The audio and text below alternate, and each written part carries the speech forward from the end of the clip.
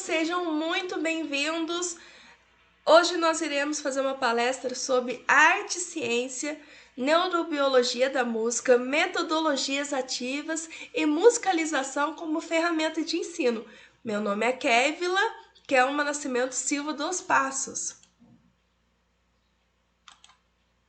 Nós estamos no 3º Congresso Brasileiro Interdisciplinar em Ciência e Tecnologia e você é bem-vindo para poder participar das palestras e mini-cursos do Congresso. Primeiramente, antes de falar sobre o assunto, eu gostaria de falar um pouquinho de mim. Eu sou graduada em Ciências Biológicas, licenciatura pela Universidade Federal de Itajubá e graduanda em licenciatura em Música pela Unicel, Centro Universitário Leonardo da Vinci.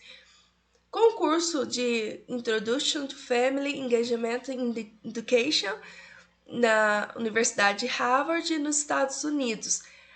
Eu também sou membro do projeto Semeando Cientistas da Universidade Federal de Itajubá. Também sou membro do NEFT, do projeto Práticas Inclusivas no Ensino de Ciências, também da Universidade Federal de Itajubá. Então, quando nós formos falar sobre a história da arte, nós iremos falar primeiro sobre a música, né? Que é o nosso tema.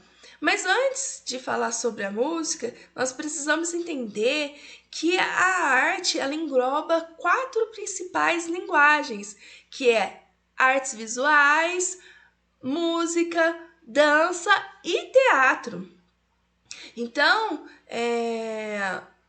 dentro da BNCC, existe já essa divisão para o ensino de artes, já existe essa divisão.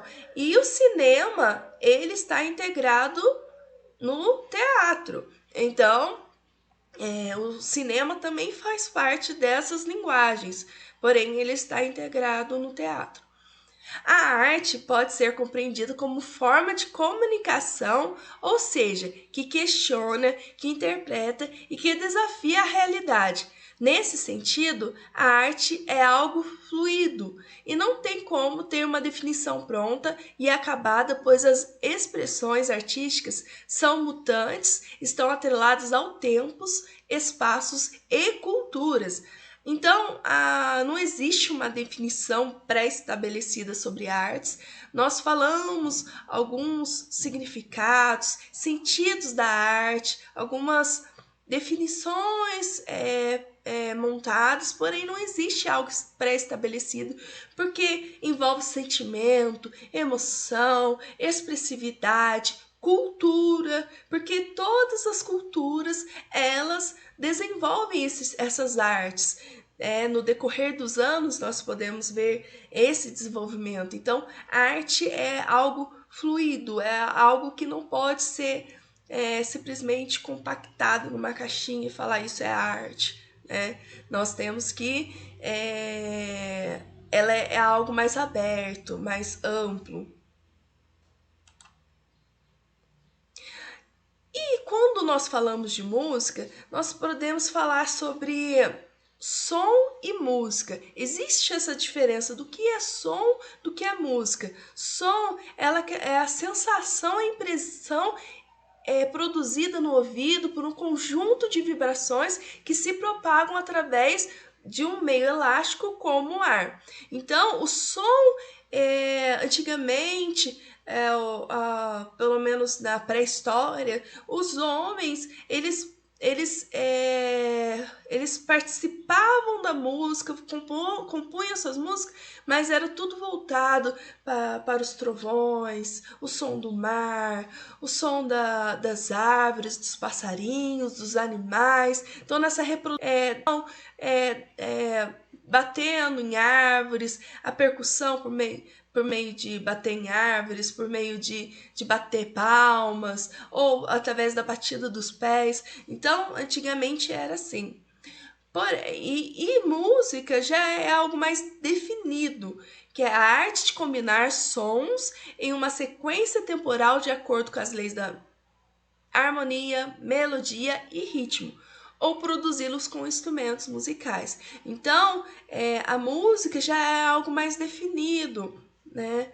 Nós podemos ver que o som, quando nós falamos de som, aqui a gente já tem um elemento da ciência, que é a produção do som no ar, as ondas sonoras, a frequência, que é medida em hertz. Então, a gente já pode, nesse contexto, nós já podemos falar um pouco mais sobre o uso da ciência pelas ondas sonoras. A música, ela já é um pouco mais elaborada.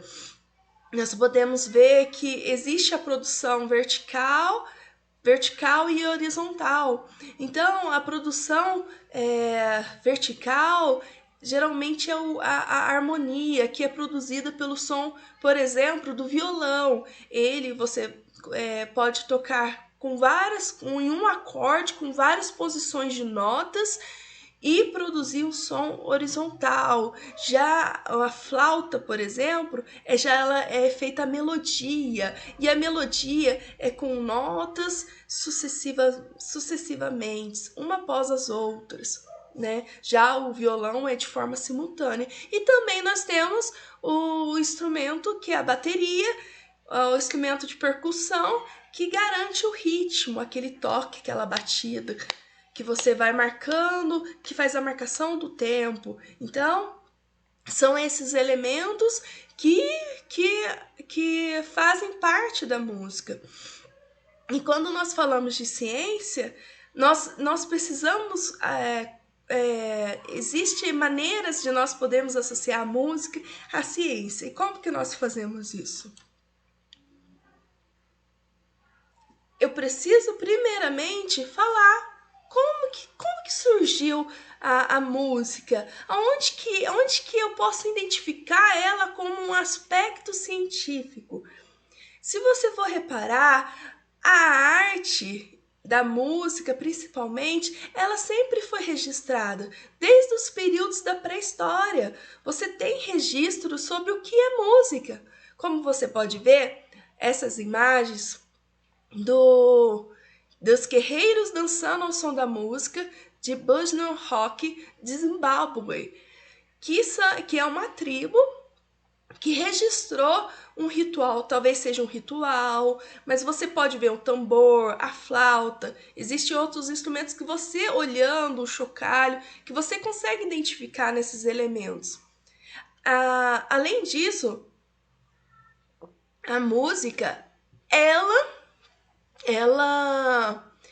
tem evidências da sua existência, ela tem evidências, existem registros históricos na pré-história, no Antigo Egito, na Babilônia. O primeiro instrumento a ser encontrado foi a flauta doce. Caso você não conheça, existe a flauta doce. Imagina um instrumento, como vocês podem ver, era feito com ossos de animais. A perfuração, os buraquinhos eram feitos, os furos eram feitos por meio de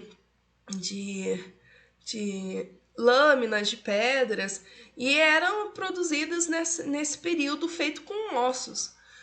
Olha para você ver, um instrumento musical mais antigo do mundo fica em uma caverna no sudoeste da Alemanha. Os fragmentos de flauta que foram encontrados, assim como a estatueta de marfim, também as flautas também eram produzidas em marfim também, datam de 35 a 50 mil anos atrás. Então, 50 mil anos atrás, o instrumento mais antigo já registrado é a flauta doce. Então, quando nós falamos de ciência, nós procuramos fatos, evidências que comprovem isso. E a música, ela é comprovada nas gerações, nas épocas, tem registro, principalmente na forma de arte visual, você vê o registro, e também elementos, instrumentos que foram deixados com o tempo. Talvez alguns instrumentos poderiam ter sido feitos de madeira, mas com o tempo foram se decompondo e acabaram se perdendo na natureza. Porém, nós ainda temos evidências de que existem esses elementos. Também nós podemos ver essa lira de Ur, que foi utilizada por Nabucodonosor na Babilônia. Muitos registros bíblicos também que falam sobre os instrumentos da época, como alaúde, saltério, harpa, lira, tamborim.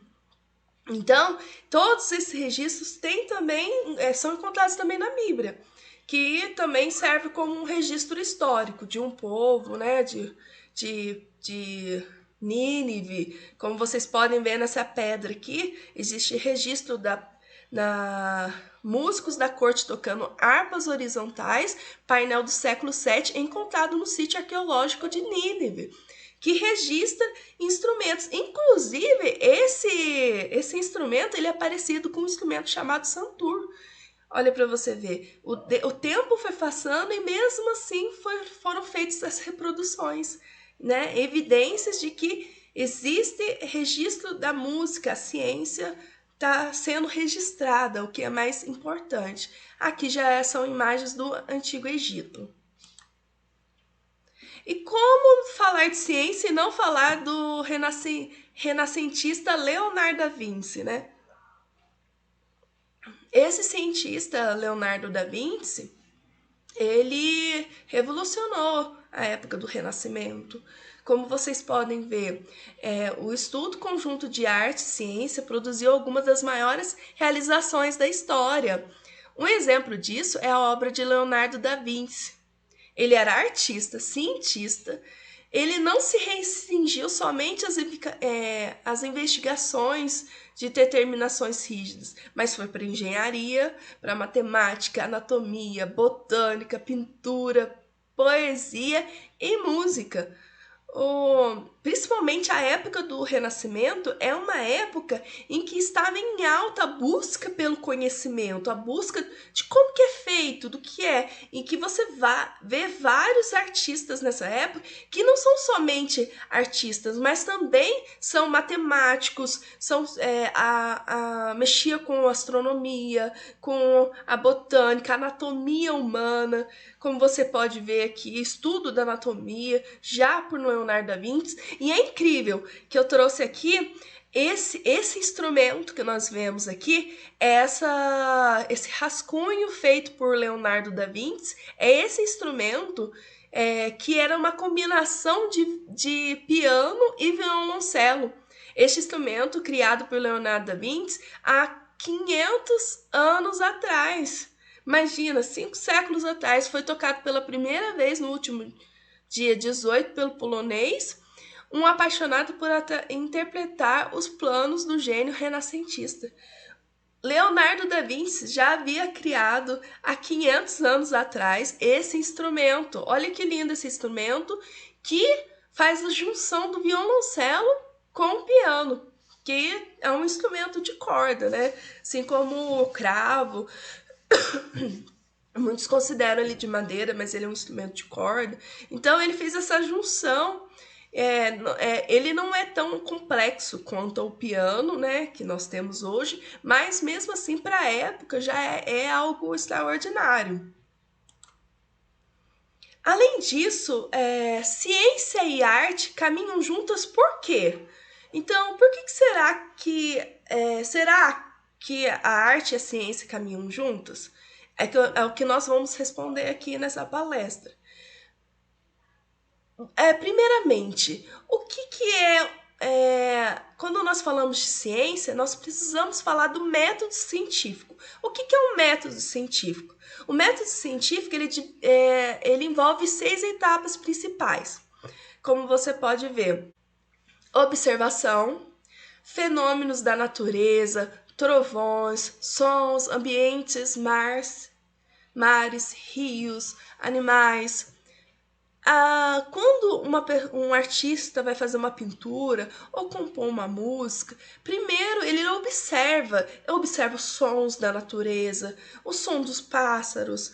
Tudo passa pela observação. Eu vou fazer uma pintura, eu coloco a tela num ambiente e vou reproduzir aquela paisagem naquele ambiente. Mas eu preciso observar. Se eu for reproduzir um campo, eu tenho que sentar naquele ambiente e olhar a paisagem. Então, eu passo pelo processo da observação, assim como a ciência é. Você precisa observar o que está acontecendo, né? Os fenômenos que envolvem a ciência naquela situação. Você ouviu o som, você observa aquele som vindo até você. Isso faz parte da ciência. Aí depois você levanta o questionamento. Peraí, como que esse som chegou até mim? Como que foi feito? Como que ele foi produzido? E começa a levantar o questionamento da pintura. Peraí, que cor que eu vou colocar nessa pintura? Que cor que é o céu? Ah, o céu é azul celeste, eu preciso dessa tinta. Ah, mas se eu misturar, essa vai dar o tom da aurora. Então, eu preciso de levantar o questionamento. Depois eu levanto hipóteses. Ah, deve ser pelo ar, pois a hora que reproduz o som, a gente vê vibrando. Quando bate a corda do violão, ele começa a vibrar. Então, levanta-se hipóteses para saber da onde que vem, como que é feito o som, como é que é produzido. E começa a levantar hipóteses. E a arte também. Ah, que cor que eu vou usar? Ah, aqui deve ser tal cor. Ah, deve usar tal técnica para poder fazer a grama. Então, a arte utiliza isso.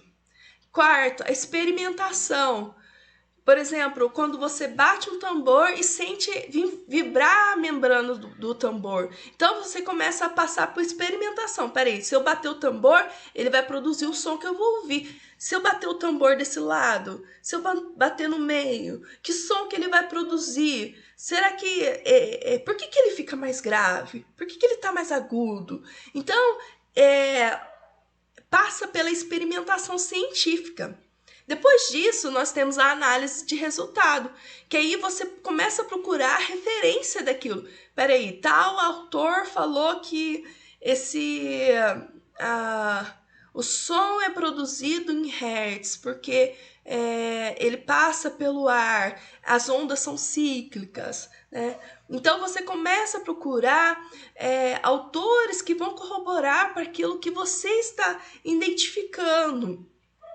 E começa a analisar. Quando é uma pintura, a análise de resultado é começar a olhar, peraí, qual técnica que eu utilizei, o que está faltando,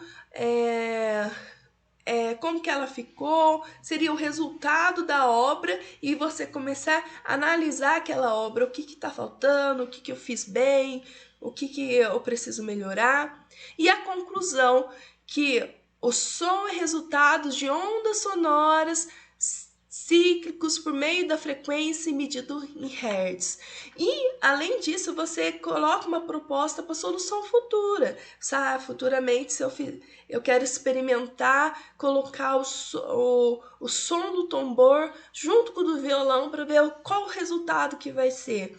E, assim como uma pintura, você olha, a minha técnica não está boa, não está boa, preciso aprimorar nisso. Se eu tivesse feito daquele jeito, talvez teria sido melhor. Então, exatamente quando você faz o experimento da química, da física, você parte por todos os processos. Então, a arte, ela é uma ciência também. Tem como ser trabalhado a arte e ciências juntas, porque elas existem, exige o método científico. Então, nós temos essa frase: para a união de artes e ciência é essencial. Para o saber, as artes desenvolveram a cognição e aumentam a capacidade de raciocinar sobre imagens científicas. A ciência e a arte contemporânea. Aqui eu quero falar um pouquinho sobre porque conforme os tempos vão passando, muda-se o perfil dos alunos, muda-se as épocas. Então, cada época, a época do modernismo, exigiu que a pintura e a música fosse de um jeito, do cubismo fosse de outro, do surrealismo fosse de outro, o renascimento. Cada época exigia um tipo de trabalho artístico. A ciência se desenvolveu de acordo com a época, então exigia uma mudança de acordo com os perfis, de acordo com a cultura, de acordo com o ambiente. Então, nós podemos ver, de acordo com Batista, a arte e ciência se encontram na humanidade. Não existe uma humanidade sem a ciência, e muito menos sem a arte, pois ambas são de maneira de explicar o mundo e a existência humana, além de produzirem conhecimento sobre a realidade. Então, eu coloquei esse exemplo aqui da ciência com a arte contemporânea, a nossa arte atual. Esse grupo se chama Kitrup, e eles pegam a história da Alice no País das Maravilhas e fizeram a peça Alice Cientificamente Comprovada, que tem como objetivos levar para os alunos do ensino fundamental e médio questionamentos sobre o que é ciência e qual o percurso dos cientistas, questionar se existe uma verdade absoluta e promover a quebra do estereótipo criado em torno do cientista.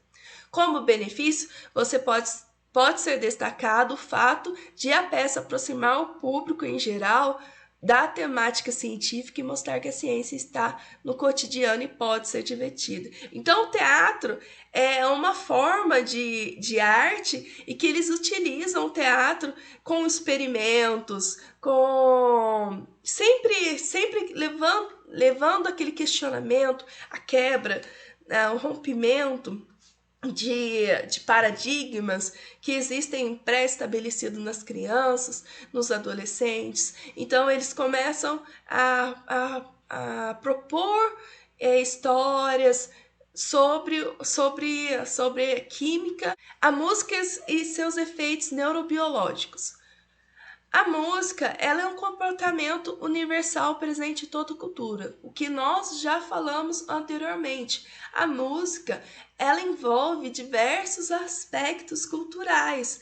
Então, é uma linguagem universal. Em qualquer cultura, você pode identificar que o uso da música é presente naquela cultura. Na China, os indígenas, na África, no continente africano, Angola, Nigéria, Espanha, Índia, no Brasil. Então, todas as culturas, você pode observar que na maioria delas há o uso de música para comunicação. 2. Os padrões básicos de organização melódica e temporal da música são compartilhados entre as culturas, uma propriedade análoga às regras universais da síntese compartilhadas por diferentes línguas. Então, quando nós falamos sobre propriedades análogas, nós podemos envolver também a sistemática filogenética, o que foram passados os nossos ancestrais na sistemática filogenética, quais os códigos genéticos que nos fizeram levar a música adiante, né? Isso pode ser estudado porque em todas as culturas existem essa busca pela música, pela expressão. 3. As respostas dos ouvintes à música também são universais através das culturas. Essas pesquisas feitas por Andrade Convexis, feita em 2022, fala sobre todos esses efeitos neurobiológicos e eles destacam sobre a cultura.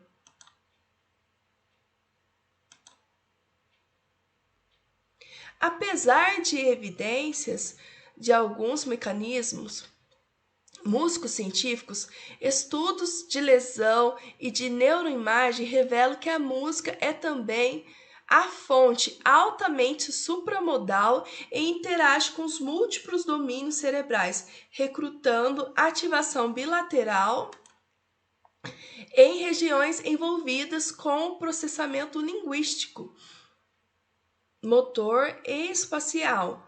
Então, a música, ela envolve todas as áreas supramodais do cérebro, não só o lado esquerdo quanto o direito do córtex. São ativados tanto a área motora como a área da criatividade. Por conta da música, existe essa ativação bilaterais dos processamentos linguísticos, motor e espacial. Como a música influencia no desenvolvimento do cérebro. Um trabalho de Carla Fernandes Lima, Lino de Souza e Ingrid Franco. Ainda fetos, dentro do ventre de nossas mães, somos apresentados a vários ruídos e sonâncias.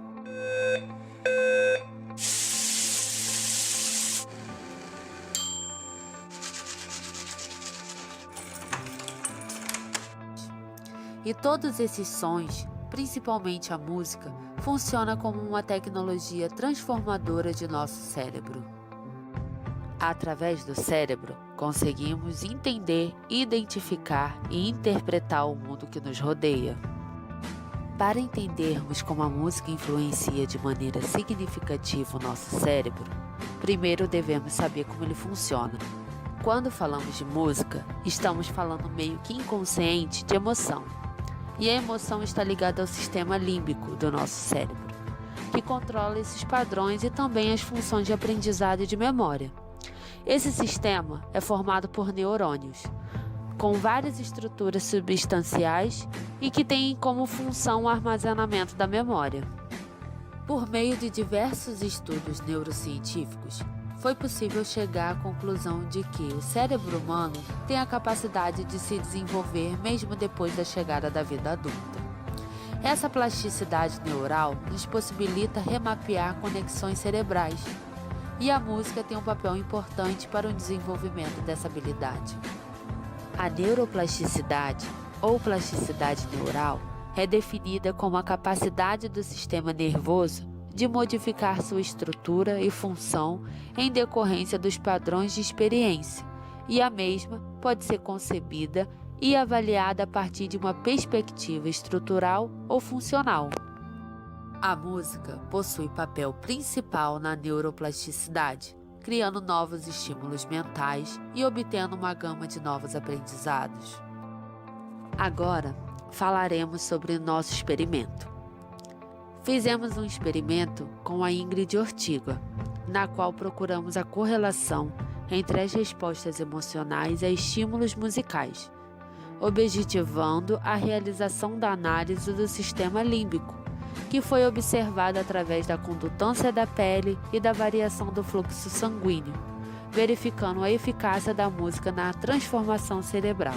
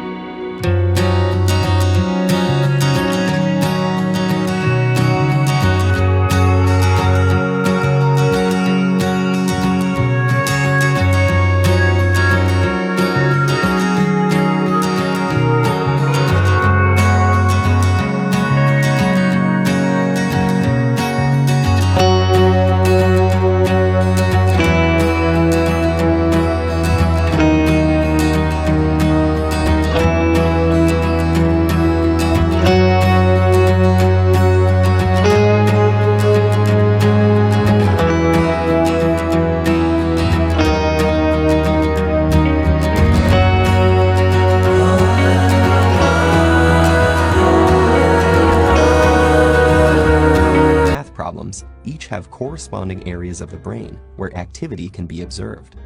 But when researchers got the participants to listen to music, they saw fireworks. Multiple areas of their brains were lighting up at once as they processed the sound, took it apart to understand elements like melody and rhythm, and then put it all back together into unified musical experience. And our brains do all this work in the split second between when we first hear the music and when our foot starts to tap along. But when scientists turn from observing the brains of music listeners to those of musicians, the little backyard fireworks became a jubilee. It turns out that while listening to music engages the brain in some pretty interesting activities, playing music is the brain's equivalent of a full-body workout. The neuroscientists saw multiple areas of the brain light up, simultaneously processing different information in intricate, interrelated, and astonishingly fast sequences.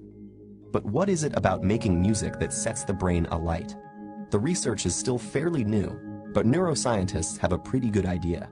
Playing a musical instrument engages practically every area of the brain at once, especially the visual, auditory, and motor cortices.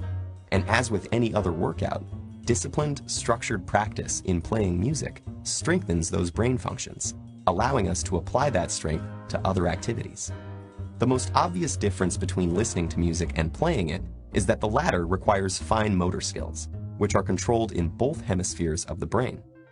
It also combines the linguistic and mathematical precision in which the left hemisphere is more involved, with the novel and creative content that the right excels in. For these reasons, playing music has been found to increase the volume and activity in the brain's corpus callosum, the bridge between the two hemispheres, allowing messages to get across the brain faster and through more diverse routes. This may allow musicians to solve problems more effectively and creatively in both academic and social settings. Because making music also involves crafting and understanding its emotional content and message, musicians often have higher levels of executive function, a category of interlinked tasks that includes planning, strategizing, and attention to detail, and requires simultaneous analysis of both cognitive and emotional aspects. This ability also has an impact on how our memory systems work. And indeed, musicians exhibit enhanced memory functions, creating, storing, and retrieving memories more quickly and efficiently. Studies have found that musicians appear to use their highly connected brains to give each memory multiple tags, such as a conceptual tag, an emotional tag, an audio tag, and a contextual tag, like a good internet search engine.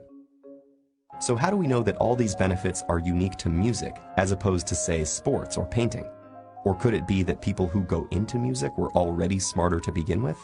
Neuroscientists have explored these issues, but so far they have found that the artistic and aesthetic aspects of learning to play a musical instrument are different from any other activity studied, including other arts. And several randomized studies of participants who showed the same levels of cognitive function and neural processing at the start found that those who were exposed to a period of music learning showed enhancement in multiple brain areas compared to the others. This recent research about the mental benefits of playing music has advanced our understanding of mental function, revealing the inner rhythms and complex interplay that make up the amazing orchestra of our brain. Finalmente, consideramos uma redefinição da música como uma forma de comunicação baseada no som,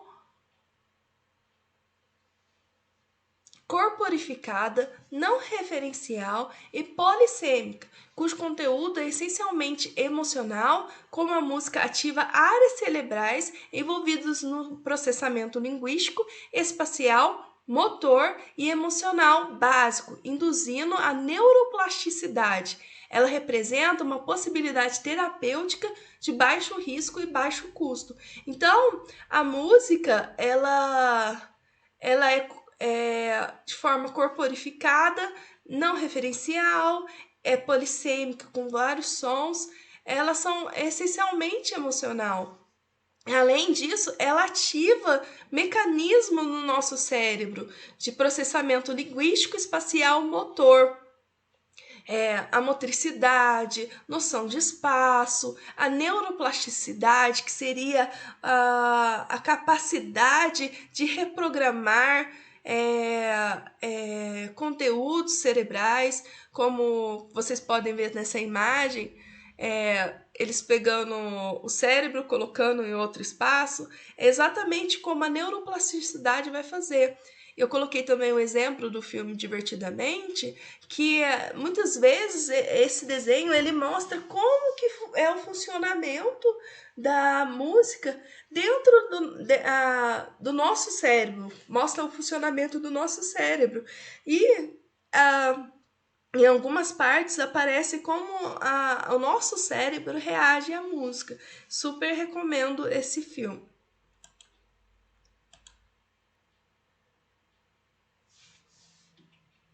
Agora nós iremos ver um vídeo falando sobre essa função neurobiológica dentro do nosso cérebro.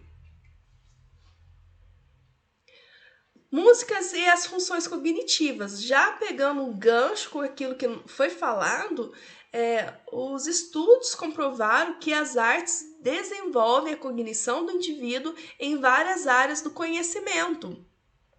Segundo as pesquisas de Caterhall, o estudo da arte desenvolve a capacidade de raciocinar sobre imagens científicas, melhora a capacidade de interpretação de textos e de interrelacionamento de diferentes textos e aumenta a qualidade e organização da escrita. Então, ela tende a desenvolver a habilidade cognitiva, tanto como processamento lateral, capacidade de abstração, raciocínio, criatividade, velocidade de processamento, metacognição. Então, a música ela tende a desenvolver essas áreas cognitivas, as funções cognitivas principalmente na educação, dentro dos alunos.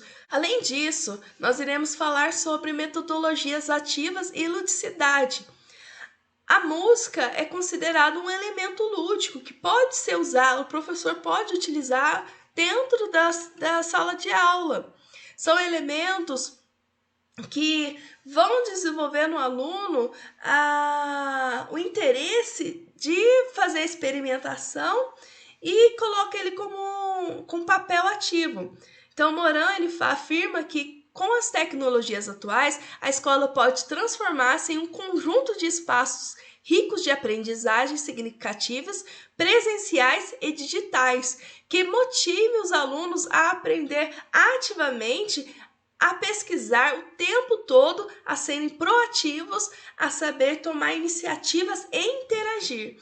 Então, a música, quando você toca uma música, quando você faz o aluno criar música, criar paródias, quando você coloca o aluno como com papel ativo, ele tende a desenvolver melhor. E a música, ela serve como ferramenta para que o aluno seja ativo em todo o processo de aprendizagem, tornando assim uma aprendizagem significativa para o aluno. Além disso, a música como linguagem é usada como instrumento pedagógico que serve para a socialização, integração e organização de outros métodos e linguagens, agindo como elemento que facilita a experimentação, a percepção e a criação de várias possibilidades de expressão, principalmente a expressão corporal, que tem como base a educação psicomotora. Então, como nós já falamos, ela tende a desenvolver a motricidade, noção de espaço, a expressão do aluno, a expressão corporal. Quando se fala de expressão corporal, nós podemos citar Schaeffer, que utiliza muito o corpo, o reconhecimento dos sons por meio do corpo, palmas, bater os pés, reconhecimento dos sons com a expressão corporal. Ela tende a desenvolver, como o vídeo que já foi passado sobre esse desenvolvimento que acontece dentro do nosso cérebro, através da neurobiologia, através dos processos que a música desenvolve nas pessoas e principalmente nos alunos.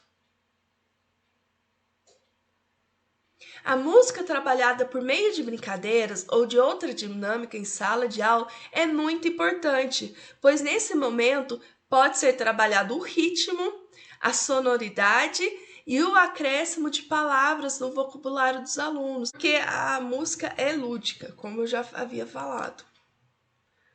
A escola pode, pois, propor ao aluno a assimilação da obra-prima, a incorporação da obra-prima à sua vida. A obra-prima é a experiência do aluno, mas a experiência que consegue ir até o fundo de si mesmo, de suas exigências, de suas promessas, em vez de permanecer truncada, inconsequente. E é assim que ela se torna especificamente diferente do que habitualmente é.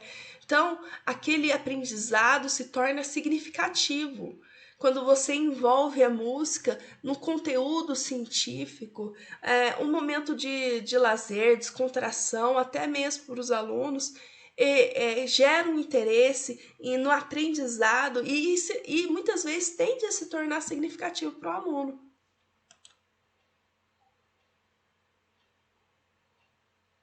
Em concordância, Santos e Oleski afirmam: os fatores apontados que colaboram para uma aprendizagem mais ativa precisam ser compreendidos e utilizados pelos docentes como estratégias diferenciadas de outras já existentes, que já foram transmitidas e dominadas pedagogicamente através de gerações, mas ainda sem efetivação.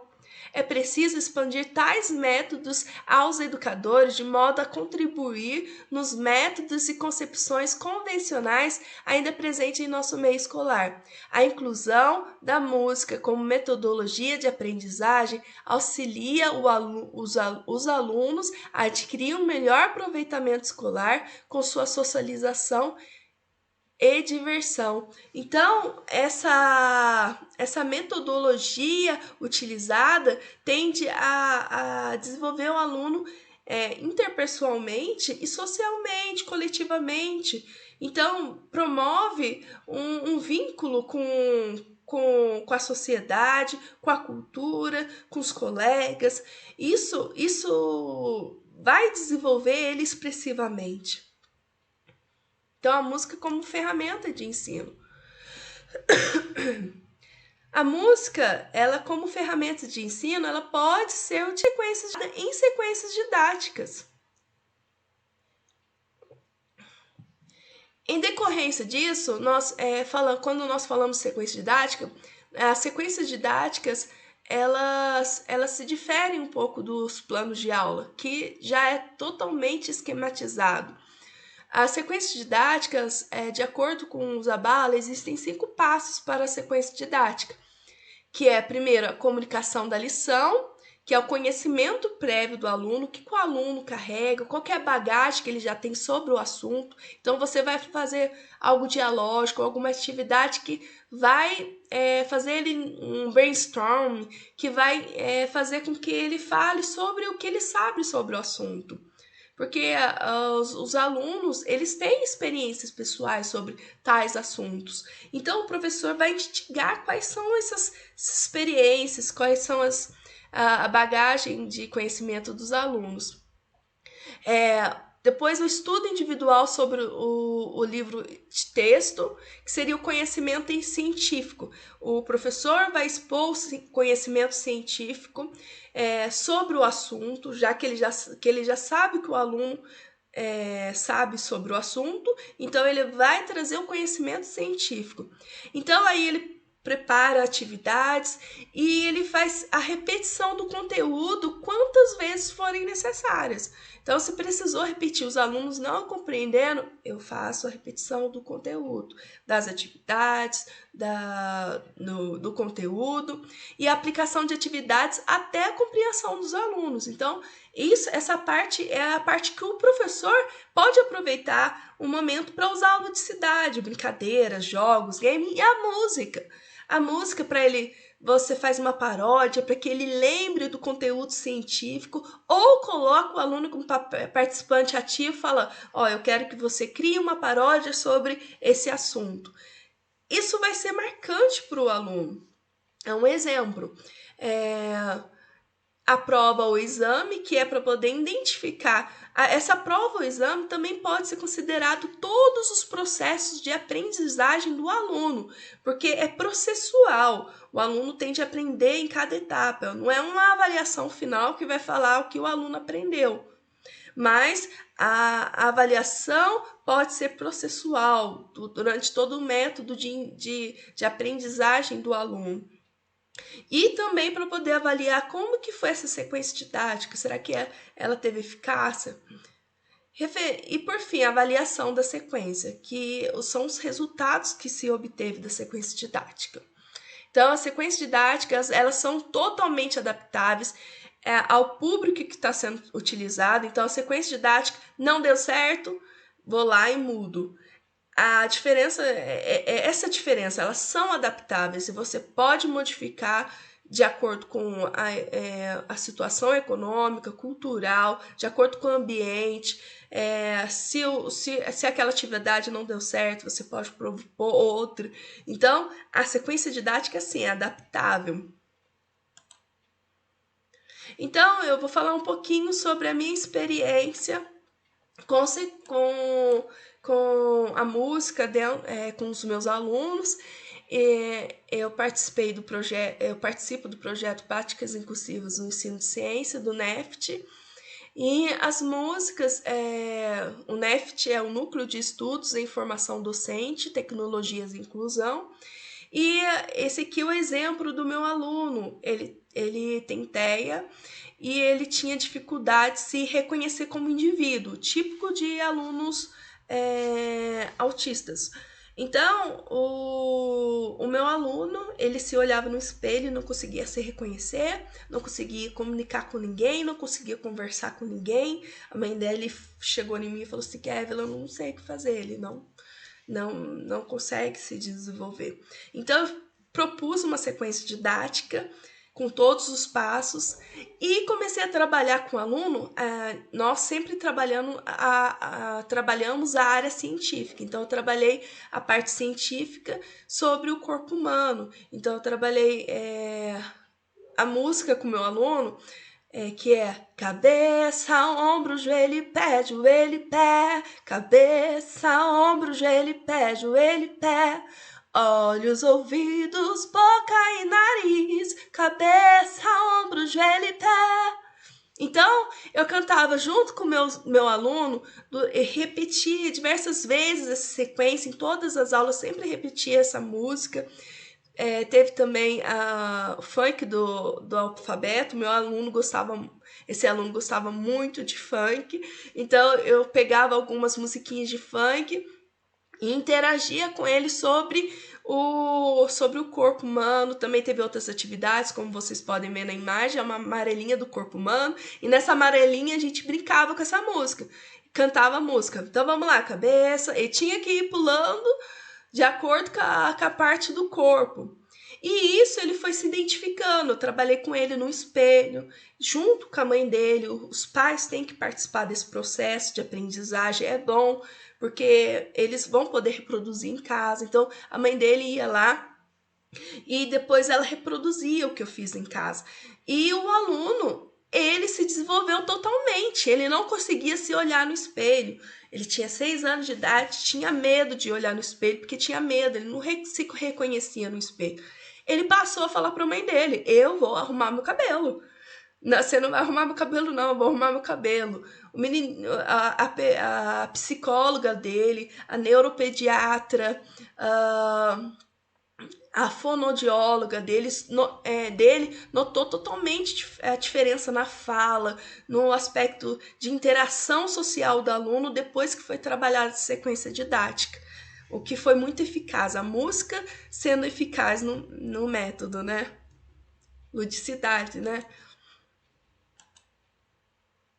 Essa foi uma outra sequência didática que eu desenvolvi com o meu aluno, que também tinha TEA. E eu fiz sobre dinossauros.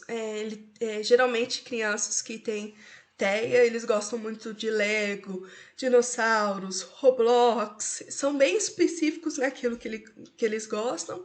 E o meu aluno gostava muito de dinossauro, então eu contei a história do meu bom dinossauro e fui falando sobre os ciclos, o ciclo de vida, alimentação, morfologia dos dinossauros, através de uma música que eu criei para ele. Então ele começou a compreender os ciclos de vida, o que é ciclo de vida, sobre alimentação, sobre eles serem répteis, né?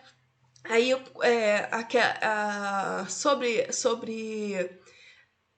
por ter a idade de 6 anos, é bem sucinto, porém é efetivo aquilo que nós falamos, né? Quando nós falamos, né, da filogenética dos répteis com as aves, né?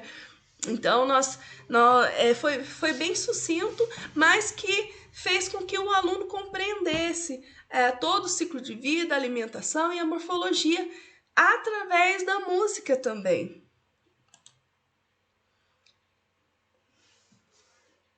Aliás, eu gostaria de falar, se você tem interesse em sequências didáticas, principalmente nós trabalhamos muito com alunos com deficiência, mas se você tiver interesse de querer aplicar na sala de aula também essas sequências didáticas, você pode acessar o site do NEFT, www.neft.com.br, e acessar em produções, na aba produções. Lá tem diversas sequências didáticas que foram desenvolvidas na área de química, física, matemática e biologia. Você pode acessar dentro dessa aba. Também foi desenvolvido sequência didática para o projeto Semeando Cientista, no qual eu participo, que o nosso projeto era voltado ao projeto de aquaponia. Então, nesse projeto de aquaponia, nós precisávamos associar a hidroponia com a aquicultura e apresentar para crianças de 6 anos de idade até os 16 anos de idade.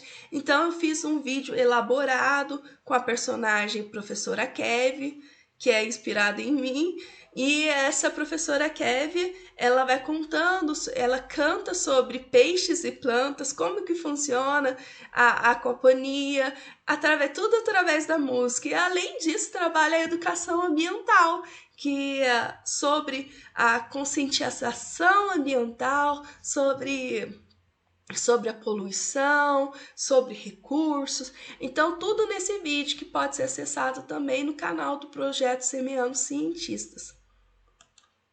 Também foram feitas sequências didáticas falando sobre nutrição. Todos os nossos vídeos eles têm legendas para crianças, para alunos que são surdos. Então, esses vídeos falam sobre a importância dos alimentos, da alimentação, sobre a economia familiar. Toda a sequência didática foi desenvolvida para que os alunos tivessem acesso à informação de forma criativa e lúdica, através da música. Também eu gostaria de citar o exemplo desse professor, que é do site, do canal Me Gusta Bio, que tem diversas paródias na área da biologia. Você que é professor de biologia não sabe o que fazer e não tem tempo, existem canais no YouTube que já fazem isso por você. Então você vai lá, acessa os sites, tem sobre todo assunto, tem sobre mitose, meiose, tem sobre doenças virais, fermentação, vitaminas. Então você pode acessar as paródias. Caso você queira trabalhar com seu aluno, que ele seja mais ativo, isso pode ser feito em qualquer disciplina, disciplina de matemática, português. Nós hoje vamos falar sobre Pitágoras, então vamos fazer uma música sobre Pitágoras. Vamos falar sobre o sistema digestório, então vamos lá e vamos fazer uma música para poder lembrar, para que aquilo se torne significativo para o aluno. Também a gente pode vai falar sobre física, então usa a música antes, dá um momento de de prazer para os alunos em ouvir a música. Eles vão se desenvolver muito melhor quando se utiliza a música. Então, você vai falar sobre ondas sonoras, frequência. Por que não usa música? A música vai ajudar você a interagir muito mais com seus alunos. E isso eu falo na educação básica, na educação superior. Por que não? Né?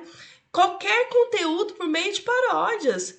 Também criação de instrumentos com materiais reciclados para falar sobre educação ambiental e fazer com que eles venham ter desenvolver a criatividade. Você vai pegar aquele material reciclado e vai falar só, vamos trabalhar os 3 R's, reduzir, reutilizar e reciclar. Então, você já começa a trabalhar os 3 R's com seus alunos, já pode trabalhar também a parte da membrana. Por exemplo, eu vou construir um instrumento, um tamborzinho, pego uma lata de massa de tomate, coloco uma membrana de bexiga e tá ali amarro com um elástico, tá ali o meu tamborzinho. E aí começa a falar o som, a frequência do som, e estudar essa parte é muito interessante. Então, tudo depende da criatividade do professor. Caso você não tenha como, existem sequências didáticas disponíveis na internet, como no site do NEFT e no site do Semeando Cientistas. Então, você pode fazer com que as suas aulas sejam muito atraentes e assim os alunos vão ser mais ativos e eles vão se desenvolver pessoalmente e coletivamente. Também tem o site nosso do BioGeArtes, que envolve vídeos sobre biologia, geografia, artes e música, né, que faz parte da artes. Então tem diversos vídeos com os personagens Professor G e a Prof. Ké, que fazem vídeos falando de modo 3D, ensinando sobre conteúdo de anatomia, sobre biologia, educação ambiental. Então acessa lá, canal BioGeArtes. Por fim, os benefícios da música associados ao conteúdo científico. O que acontece? Quais são os benefícios? Desenvolvimento social, desenvolvimento cognitivo, estimula a criatividade, estimula a leitura e a memória, fácil aprendizagem, linguagem multicultural e desenvolvimento interpessoal e coletivo. Tudo isso que a música consegue. Imagina que maravilha! A satisfação de você como professor conseguir com que o seu aluno venha se lembrar pro resto da vida, de tão significativo que vai ser sua aula, lembrar pro resto da vida o conteúdo que você ministrou. Conclusão. A música é uma ferramenta que envolve sentimentos, dá autonomia ao aluno, expressividade, desenvolve as áreas sensoriais, neurais e cerebrais.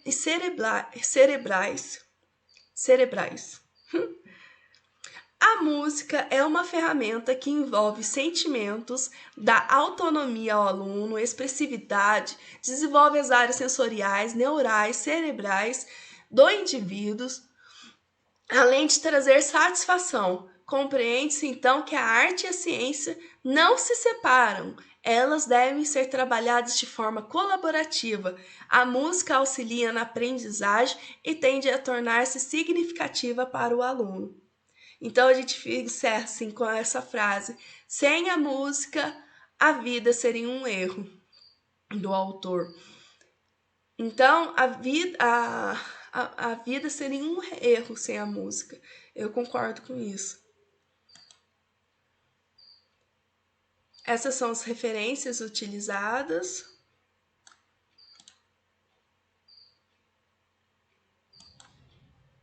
E esse é o contato. Caso você queira acessar, esses são os meus contatos.